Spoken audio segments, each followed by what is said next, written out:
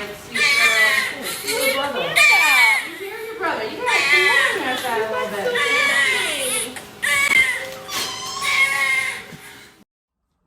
Hey you guys, and welcome back to my Pop.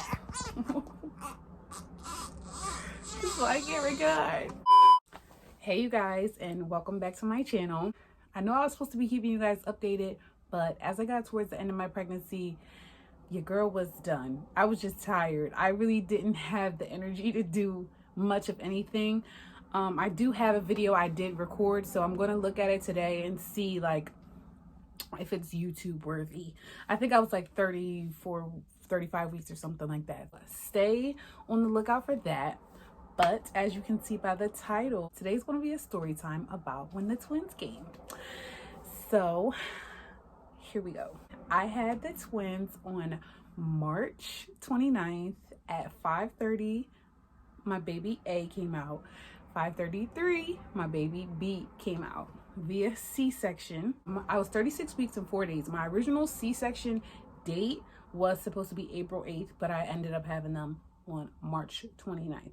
It's crazy because I had this whole, it was going to be so cute. Like I was going to do the vlog, you know, C-section vlog, or if I pushed, whatever, it was going to be nice.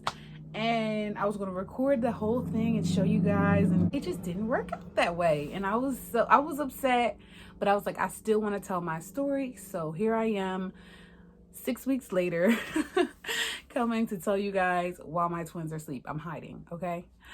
So let's start to take it from the top. The story starts when I was 36 weeks and 2 days pregnant. That was a Friday.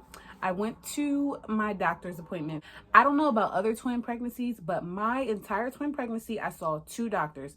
I saw a high-risk doctor and my regular OB. So at this point, once I got to about 34 weeks, I was seeing them both once a week. So I was at the doctor's 2 times a week. So Friday, like any other normal day, I get up and I go to my appointment. I went to my regular OB first. Everything checked out fine, and then I went to my high-risk doctor. They do my ultrasound stress test. So this particular day I went in, it was a day for a stress test. I went in for my stress test. They ended up doing an ultrasound at the end.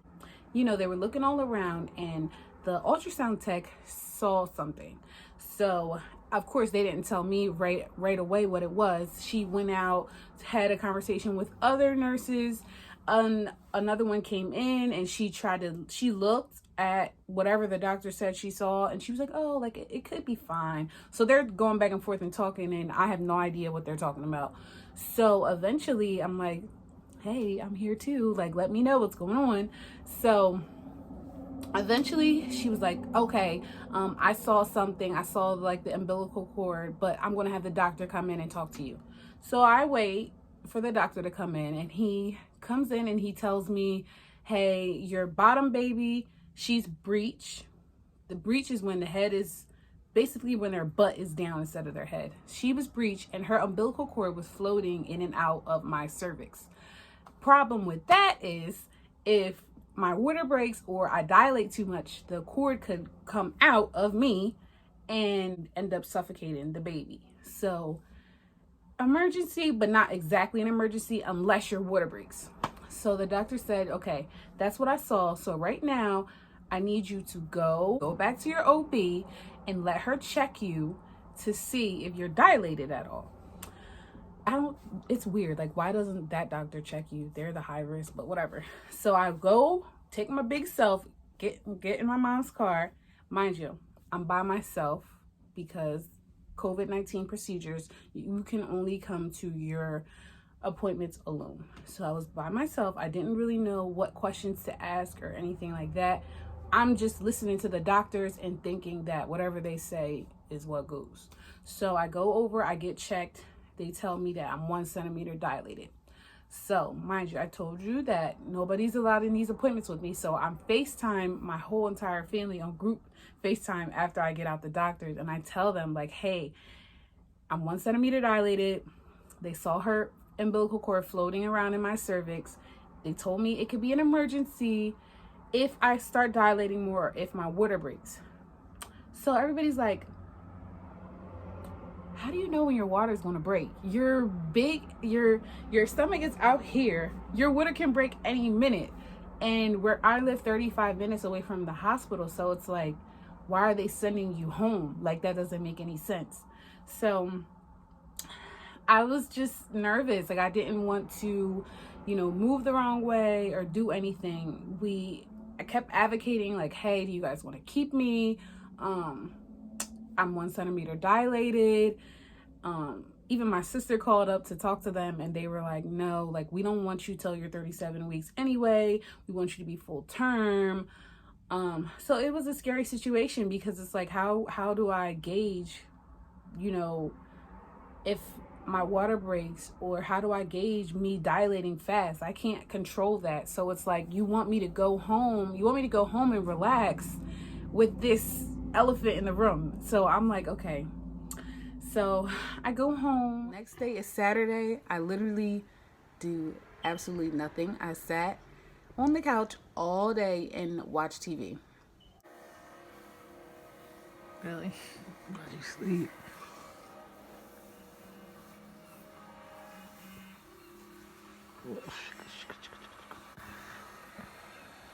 Yeah, that's right. You kids gonna see this. Fast forward to Sunday. I'm 36 weeks. I'm 4 days. I wake up. I look down. And I'm like, did my water break? Like, I'm looking down, and it's not a lot of water, but it's more than what I'm used to. And if you haven't had babies yet, or you've never been pregnant, when you're pregnant, you are susceptible to having discharge and leakage, and you might pee on yourself. There's so many different things that come out, just being honest. So I wasn't sure. I'm like, okay, like, I don't think I peed. I don't know what this is. So I call my mom. I'm like, Mom, check me out. Like, what's this? What are we doing? So she comes, she looks, she was like, oh no, we're going to the hospital. So at this point, we just get into a frenzy. I called the doctor. I told her there's a good amount of fluid that came out of me. I'm not too sure what it is, but I'm calling because we're on high alert anyway, and I just want to keep you guys updated. We're in COVID, so the doctor, they don't want you to come to the hospital unless the baby's coming out of your hole. Like, they are like, so it's crazy. Like, they did not want me to come. They did not want me. They advocated numerous times, stay home. So it's like, stay home and not get COVID, or go to the hospital because you feel like your body is ready to have twins. So it's like, it's a hard thing to gauge. But all in all, I wanted my babies to be okay. So my mom, the doctor told me, she said, okay, put on a pad, lay down, and monitor it for a couple hours. If the pad fills up, call me back. Call you back? I'm coming to you now. Like, get ready. I'm on my way. I'm already on my way. I'm already in the car. So we were already in the car on the way to the hospital when she told me that. So I just kept along my merry way, got to the hospital, sat down. I went to triage. My boyfriend was on his way to the hospital. My mom walked me into triage. We go to triage. We tell triage what happened. Triage says, okay, we want to keep you, but by yourself. I said, when they said that, I lost it. I just started crying. I was like, by myself. And at this point, I was starting to contract. So I was starting to have contractions. Not heavy contractions, but I was having mild period pains, and they were not comfortable. So I'm having contractions, and I had that fluid, and now you guys are telling me you want to keep me for monitoring, but no one can come in. The only time you can have someone come in is when they take you upstairs to actually give birth. But in this process of them monitoring me, there was not allowed to be anyone with me. So I was so upset. Like, it was just like a slap in the face. Like, this is my time to, you see the videos, it's cute, like, not cute, but you're having contractions, you're swaying on a person, and you're bouncing on a ball and stuff, and y'all telling me I gotta be alone? So I went in, I was alone, they monitored me.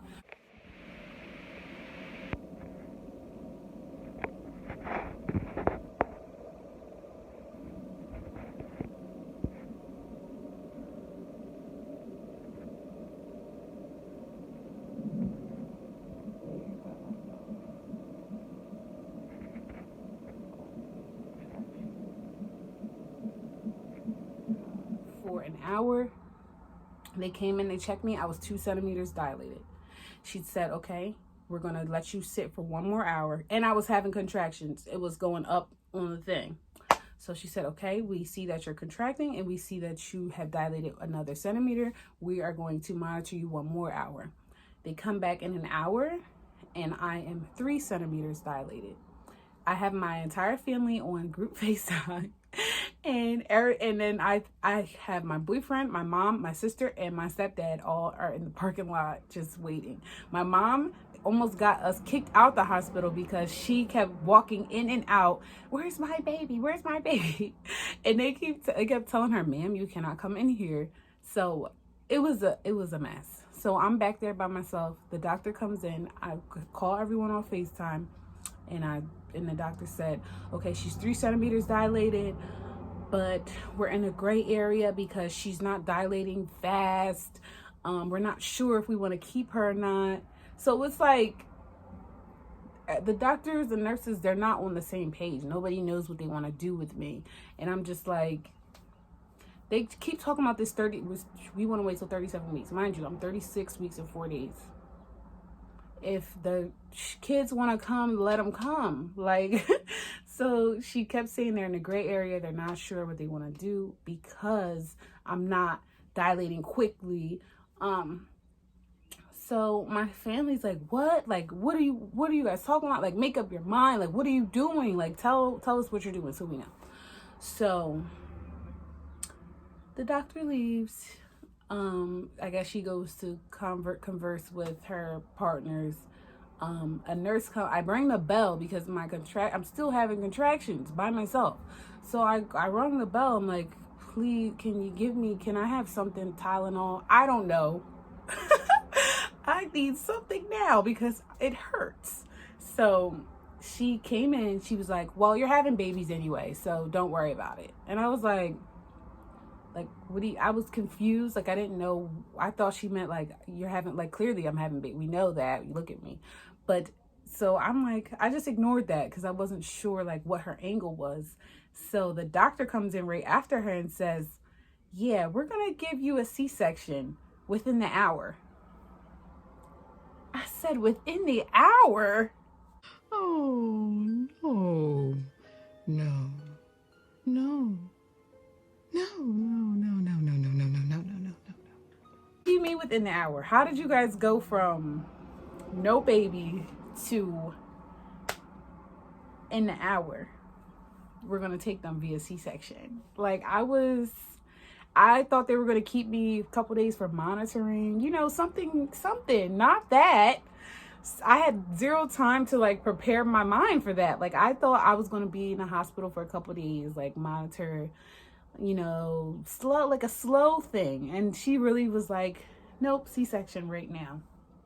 So after that, it kicked into high gear. After that, they called Dad. Dad brought all our stuff in the hospital because at this point you can have one person because they're taking me up to the OR. He brought all of our bags in. We went upstairs, talked to the anesthesiologist. It's a very thin needle. It's almost like the width of a hair. If I were to go like this in the air, it would bend back and forth. Okay. That's a great news. This went to the C-section room. Game time. Little warriors on their way, man. They coming. The twins, they coming, y'all. Got my epidural. Had a C-section. Like, it was like so quick, and it ended up being okay, but it was just so scary the way everything worked out because I was not mentally prepared for that at all. But they both came out very healthy. Yeah. All right, sweet girl. See your brother. You hear your brother. You gotta come on that side a little bit.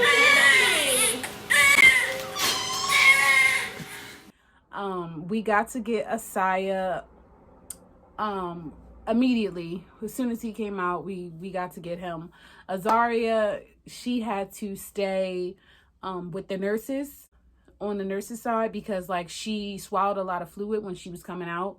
But like after like maybe 5 to 10 minutes, we got to hold her too.